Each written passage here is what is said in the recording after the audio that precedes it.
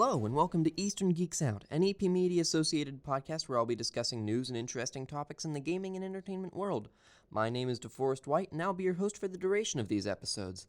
We have a whole lot of topics to talk about in the past couple weeks. There's more to discuss now than really there has been in any of the previous episodes, so we're just going to jump right into it. We'll start with the easiest and most lighthearted, Kirby and the Forgotten Land released, and it's adorable. It has a fantastic soundtrack. The new King Dedede theme is amazing. I'm not going to talk too much about it because I haven't had the chance to fully dive into it myself, and I would like to get a better understanding of the game as a whole before I make any final verdicts. However, I do highly recommend it. Kirby translates extremely well to 3D gameplay, and Nintendo did that thing they do. It's good. It's a good game. You should play Kirby and the Forgotten Land. Next up, PlayStation Plus is getting a new restructuring following PlayStation Now being discontinued. The benefits of PlayStation Now are now being implemented into a PlayStation Plus second tier. 2 of 3, actually. So, if you're already a PlayStation Plus member, then nothing changes, right? So, you still have, your free games every month that you can add to your library that stay there forever, and you still have, your online play capability and all of the benefits that come along with a normal PlayStation Plus membership. Now, PlayStation Plus, this second tier, adds in all of the benefits that you would have had if you were a PlayStation Plus member and a PlayStation Now member. So that's going to be all of the additional games in their streaming library and a whole bunch of free game rentals that you would be able to play normally through PlayStation Now. There's also a third tier, which I know a little less about, but from the sound of things, it adds, that PlayStation Now second tier gives you access to a library of 600-something games, and this third tier gives you access to an additional 300 games on top of that. And just to be clear, this is a combination of PS4 and PS5 games, if not PS3. So there's a substantial amount here. The pricing, I don't believe, has been announced internationally yet, but if it is, then I'm sure it's available on the Sony site. After that, the Fighting Game Roundtable had another episode. I believe this is the 4th one. There were a whole lot of announcements. Fighting EX Slayer was there. Arika didn't announce a whole lot because, I'm going to be completely honest, guys, I don't think they have a whole lot. But it's nice to have some representation there.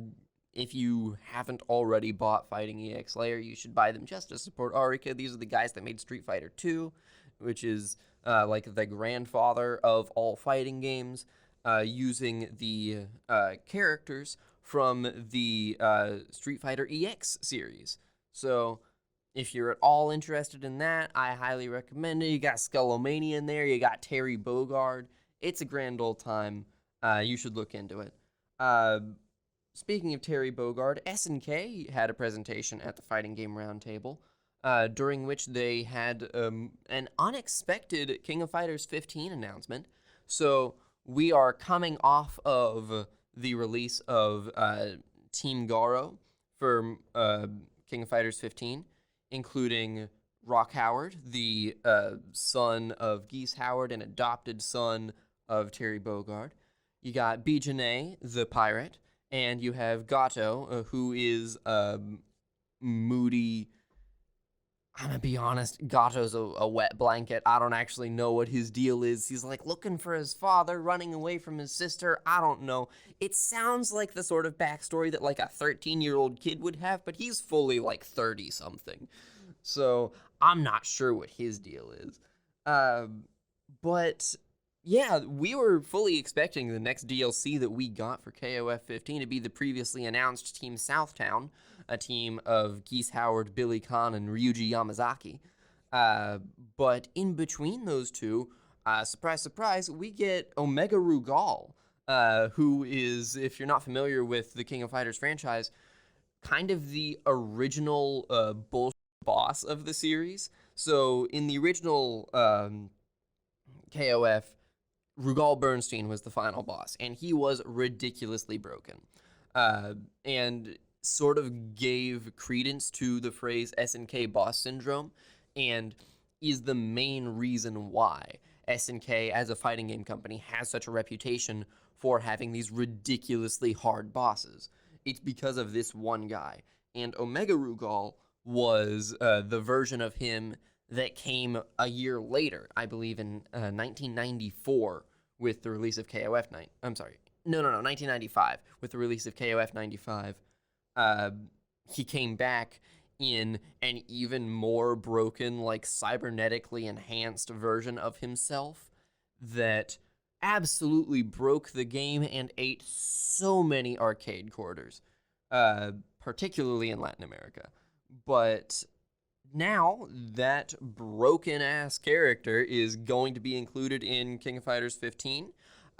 This is his first time. If I'm not mistaken, this is his first time ever being translated to 3D in a mainline series game.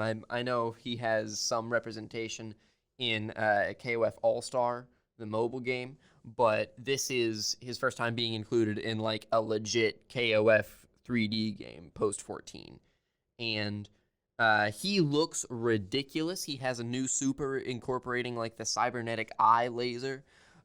He has Genocide Cutter, which is still an infamous anti-air, including an EX version that looks like it hits 3 times over and does a hard knockdown, which is ridiculous. And in addition to being all of these ridiculous things, he's free. This is a fully free character in a free update to a fantastic fighting game. So, like, you don't gotta pay anything to get him, and there's more stuff added alongside him.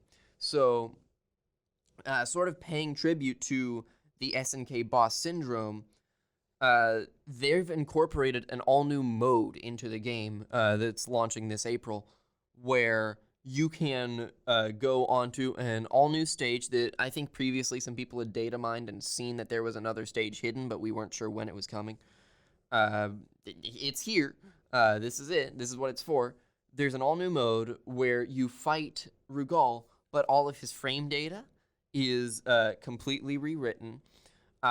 His Genocide Cutter anti-air takes priority over every move in the game, including supers. And he has those ridiculous combos that are going to deal like touch of deaths that he was famous for in his like 95 and 2002 versions. So that by itself is super cool. It's great that they're paying tribute to like the ridiculous overpowered bosses of the past. However, if you beat him, you also unlock an all new costume for him that you can play with, including online. A new rendition of the Omega Rugal theme, the arranged version from KOF 95. Unfortunately, I don't believe it includes the Black Panther excerpt that the original did with the understand the concept of love. Hideki Naganuma is somewhere crying, I'm sure. But you unlock the costume, you unlock the theme, and you unlock the stage that you fight him on for use online, and that's all 100% free. Standalone entry, he doesn't have a team that he's entering the tournament with, so I assume that you'll be able to play as him normally in like a 3-person team in story mode, but I don't know for certain. You might also be forced to play individually as Rugal in that. I don't know. It'd be cool if he had like his own unique ending, but I don't know what to expect there. That's all releasing on April 14th, and I'm super hyped for it. I was never a huge fan of Rugal previously, but he looks so good, and he's so well animated here that I can't abide not playing him. Fighting Game Roundtable also had entry from Arc System Works, who had a couple things announced, actually. First of all, Testament was revealed as the next DLC fighter in Guilty Gear Strive. For those who weren't familiar, Testament was the single best character in Guilty Gear Double X, and they were a menace with on-screen traps. I believe they had full-screen teleports and absolutely ridiculous combos. I went into Accent Core a couple days ago just to try out like their old broken version because I had never played as them before, and just like messing around in the lab, I found some absolutely ridiculous stuff. They have some bizarre Roman cancel combos. It's truly it's a trip. However, their game plan has been changed a lot for Guilty Gear Strive. They're now more of a zoner than they were previously, with more of an emphasis on forward momentum and movement, as opposed to the on-screen traps that they were before. They no longer have the capability of putting on invisible setups, so you don't need to worry about like hidden areas of the screen you can't touch anymore. Like most of the characters in Strive, they have been simplified, so that's honestly kind of a relief to me. But they've also been reworked. They've got moves that they never did before. They've got moves that are like returning, but they work in different ways. They have this on-screen succubus system where after you fire out a projectile, you can teleport to where that projectile was as long as the succubus stays on there. He's got like a stain state that you can put the opponent in after some moves that will make it to where after one of like 5 different attacks, it does sort of like if you're familiar with how Mega Man's bomb works in Smash Brothers, it works kind of like that. Actually, probably closer to how Sephiroth's side B works in Smash Bros., where after you have the state on you, a period of time passes, and then you have to block the little explosion that comes afterward. But it also automatically explodes after like a dust attack, or I think some normals and your projectile. So there's a lot to work with here. It extends combos great. Also, just alongside the release of Testament, we get a couple interesting choices for the voice acting. So, Testament is a non-binary character. That's been well established. If I'm not mistaken, that's been the case since XX. But the voice actor for Testament in that game was, it was a guy. And now in the English voiceover, instead they've actually hired trans actress Kaylee McKee to do the voiceover in a more masculine presenting voice. And then in Japanese, the actress is Yu Kobayashi, who some of you may know as the voice of Sasha from Attack on Titan or Lucina from Fire Emblem and Smash Bros. And this is really interesting to me because that means that Testament, non-binary across the board, but more masculine presenting in the English release and more feminine presenting in the Japanese release, which I would think was an interesting dichotomy anyway. But the fact that the masculine presenting voice is done by a trans voice actress just makes me incredibly happy. It's fantastic to see more non-binary representation, and this is potentially the best way that they could have done this. So, you know what? Good on you, Arxis. Also, alongside Testament, Guilty Gear gets crossplay from PlayStation and Steam. I'm not sure when that's being implemented. However, as of recording this, Testament is fully released. I've played with them. They're super fun. Am I going to give up maining Giovanna? Absolutely not. But the option is there if you're someone who enjoys zoners or ridiculous normals. Guys, these normals reach really far.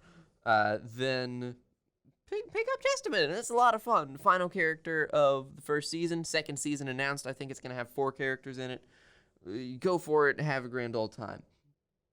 Persona 4 Arena Ultimax is now released on modern consoles. No longer stuck on the PS3. Woo!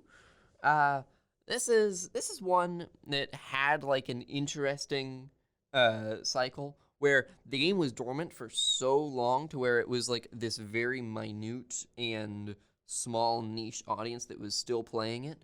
but with the release of this version, which implements like balance changes that were previously only in like the arcade versions of the game, uh, all of a sudden we have this revitalization, and rollback is coming later. I believe that's happening like early summer, so that's fun to look forward to. As of right now, I haven't heard terrible things about the netcode, but I do think it's currently operating on delay-based netcode. Uh, if I'm not mistaken, this is around the same time period. I know BlazBlue Cross Tag Battle got rollback netcode a while ago, and I think Central Fiction either already got or is about to get rollback netcode. So it seems as though ArcSys is just gradually converting all of their active fighting games to use rollback, which is great. It's wonderful that this is becoming the standard. You love to see it. Also, a new DNF Duel open beta is happening this weekend. For those of you who missed out on the first one, DNF Duel is an adaptation of the online side-scrolling beat-em-up MMORPG, because that's a thing that exists, Dungeon Fighter Online, and it is absolutely ridiculous. It is one of the flashiest games that I've ever seen in my life, and I wasn't entirely sure how they were gonna translate it to a fighting game, and the answer was give it to ArcSys, because when you hand ArcSys a game and you say it's anime, they're like, cool, we'll make it pretty. And they have. It's 3D animated in the same style as like Guilty Gear Xrd, closer to Xrd than Strive. And the animation is smooth, it's crisp, all of the characters fulfill like very unique roles, so you're not really dealing with like traditional archetypes. There's not really like a Shoto character, there's not really like traditional zoners. Everyone has very unique gameplay, and they actually released patch notes for this open beta prior to the beta happening, because if I'm not mistaken, that's like this weekend, like the day after I'm recording this, the beta's going up. So they've actually buffed everyone. There's not a character in this game that they have not buffed in some capacity. And that is a very interesting approach to take in a game that's as insane as this one, because that approach to balancing makes it to where if something is broken, instead of adjusting that thing to no longer be overpowered, you're instead adjusting all of the other characters to be also overpowered in different ways. Now, ideally, this gives characters ways to maneuver around the broken aspect of a character in new and interesting ways.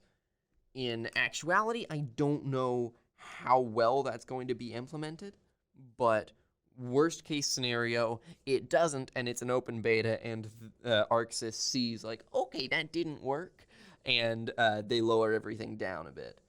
I believe movement speed, like forward movement, has been buffed across the board, so the game is going to be like more of an aggressive playstyle than it was in the previous beta. I'm excited to see where they go with this. I mean, I'm obviously a big fan of ArcSys games, but this one in particular is like the flashiest one in their upcoming lineup right now, and I look forward to see where they go with it. I'm a bit hesitant as to like the character roster. I have absolutely no idea what character I would want to main from the start, because everyone, like I said, they don't take on traditional fighting game archetypes, so you don't have like your big Zangief-esque grappler, you don't have your Ryu-esque Shoto character. You do have characters literally named Brawler and Grappler, whose game plans are, guess what, to brawl ya and to grapple ya. It's weird that they don't use like the traditional like how we would think of brawler characters and grappler characters as playing, but I'm not at all against the approach. It's just going to take some time to get used to. Now, moving away from Arc System Works and the Fighting Game Roundtable, Phantom Breaker Omnia has now released. I'm including this one mostly for meme purposes. This is a game where the trailer kind of broke the internet a couple months ago because it is an anime-based game where they made a trailer and they asked their announcer, like voiceover guy for the trailer, to just go off. And the result was this like mid 2000s trading card game commercial voiceover guy. Like, the man sounds like he really wants you to buy all of the Naruto card game characters. And if you don't buy them now, he's going to kill you. Uh, it's truly bizarre. I don't know why that was the decision that they made with, but it worked, I guess. They got press for it. I'm talking about it. Maximilian Dude made like his own voiceover rendition of it on stream at one point. It kind of broke the FGC. I guarantee you people would not care nearly as much about this game if it weren't for that trailer. So good on ya. That's not at all why I'm here. I'm here because for some reason Makise Kurisu from Steins Gate is playable in the game, who is notably neither a fighting game character nor someone who fights in the anime that she's from. So I have absolutely no idea what she's doing here. She has nothing in terms of special abilities or fighting experience, so what she do, I don't know. I'm gonna have to pick up the game solely for that reason. I have to know what's going on. Outside of that, we have just like a few smaller announcements before we get to the super obvious big ones. So, I'm gonna cover those real quick. One Piece Odyssey announced for Xbox, PS4, and PS5 alongside the 25th anniversary of the One Piece franchise. This is huge. This is not in like the, oh, this game is going to break records sort of way. I mean, like, One Piece has never seen like a game that looks like this. It's very much an open world, but still looks like maybe turn-based RPG set in a story that's written and designed with Eiichiro Oda, the original mangaka behind the series. So, fantastic. Looking forward to that.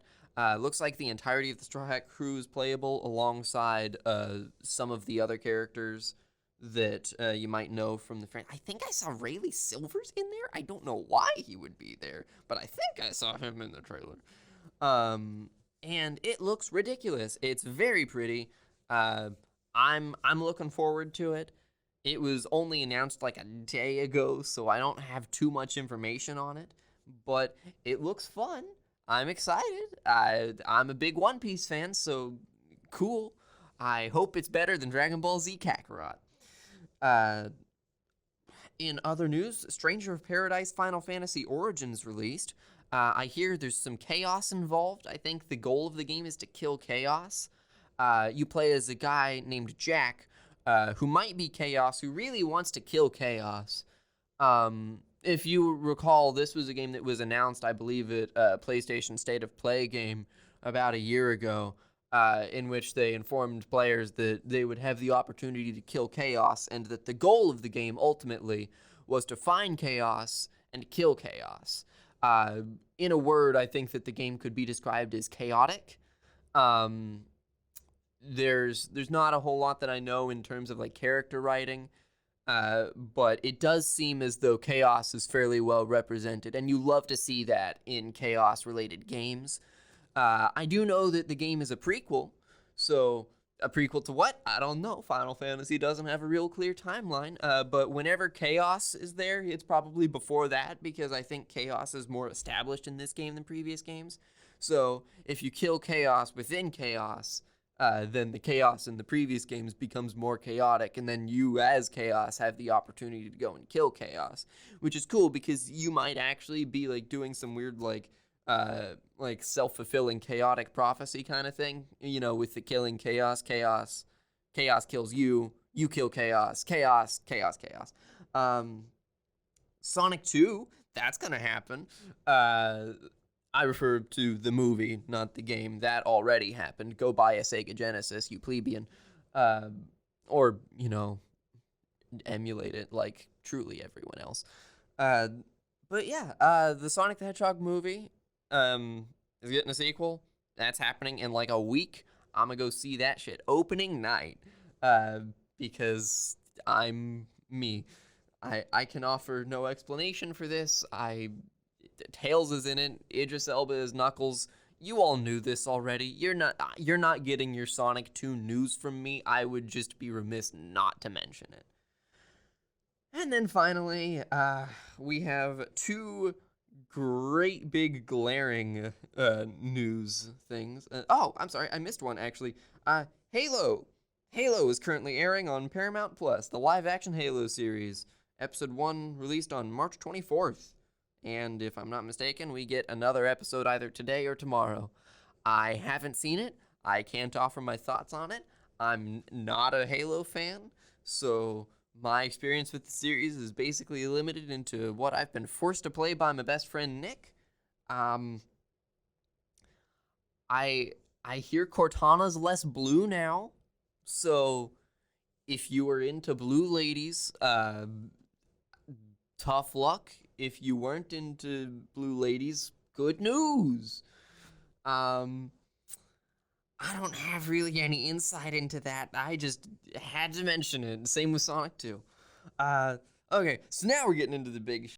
Um, Breath of the Wild 2, or rather, the sequel to Legend of Zelda: Breath of the Wild. Eiji Aonuma came out with the video on Wednesday, and I'm sure we're all familiar with this, but the black backdrop, and Eiji Aonuma stands there and says, "Hey guys, so listen.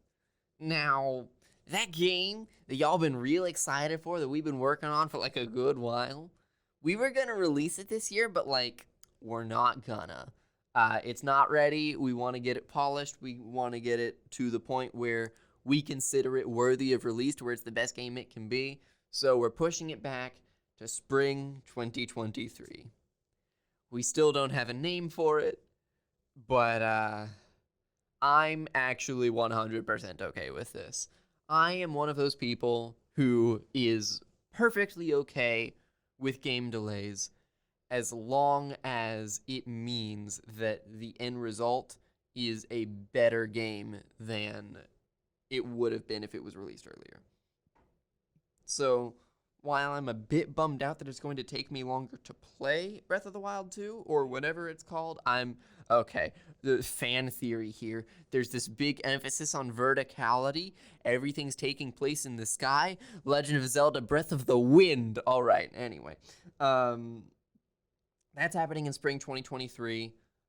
This is a very familiar situation to anyone who's been following Metroid Prime 4, because that's gotten delayed how many times? Is that a real game? That might not be a real game. I jest. It's a real game. It better be a real game. Retro, guys, please, tell us something. Metroid Dread was good. I liked that one. Please give us Prime 4 sometime. Some Prime 4 news, maybe? Something? Guys, Bayonetta 3 beat you. Bayonetta 3 wasn't real. That wasn't. We didn't expect Bayonetta 3 to ever come out. But y'all got beat by Bayonetta 3. We got a whole trailer. We got a new character design. Prime 4, we had a logo like 5-6 years ago now. Gosh, it's been so long. Oh gosh. So, right on the heels of the Breath of the Wild sequel delay, not even a single day later, E3 2022 was canceled. This sucks, man. So, obviously E3's had like a pretty rough past couple of years, and there's varying reasons for that, but the obvious one is COVID, right? E3 2020 was canceled because of COVID, and E3 2021 was relegated to a virtual online event. And while that's not as cool as having like a huge in-person convention, I will say, as someone who has always enjoyed E3 presentations as online events anyway, where I was just watching the presentations be streamed, watching PlayStation, Microsoft, and Nintendo usually. Sometimes you'll get like Devolver Digital in there, and always invariably bookended at the beginning of the conference, technically before E3 starts, by E3 talking about whatever sports game they have. And it's like, hey guys, did you know that golf? Because golf 2022. They've done that forever. I think that was actually in the Bible somewhere.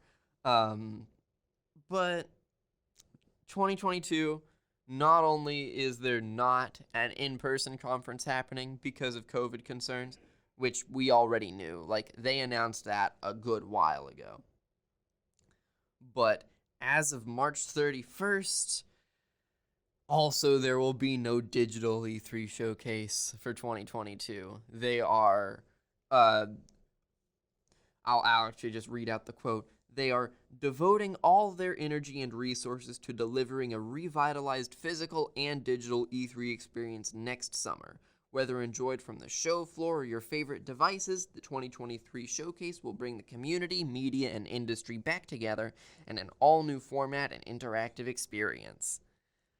And while that's fine, I'm just bummed out. E3's had a rough go of it.